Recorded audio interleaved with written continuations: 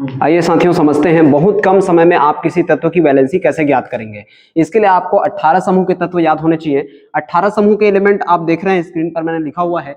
और जैसे आपको अगर कार्बन का वैलेंसी आपको पता करना है तो आपको पता है कि कार्बन का एटॉमिक नंबर कितना होता है, परमाणु क्रमांक कितना होता है।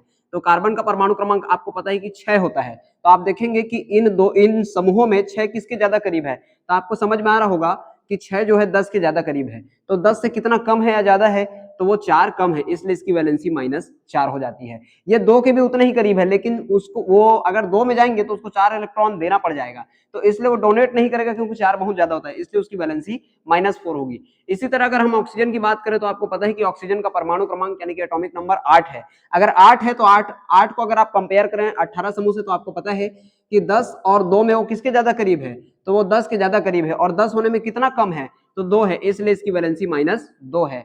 तो इस तरह से आप किसी भी एलिमेंट का पता कर सकते हैं। सोडियम एक इलेक्ट्रॉन क्यों डोनेट करता है, क्योंकि सोडियम का एटॉमिक नंबर परमाणु क्रमांक 11 है और 11 10 के एक एक्स्ट्रा है, मतलब तीनों में देखें तो उसके ज्यादा करीब है। और कितना एक्स्ट्रा है, एक एक्स्ट्रा है, इसलिए उसकी वैलेंसी +1 है। इसी तरह मैग्नीशियम 12 है, इसलिए उसकी वैलेंसी +2 है। आप किसी भी एलिमेंट को निकाल लें और इस ग्रुप से आप कंपेयर करें।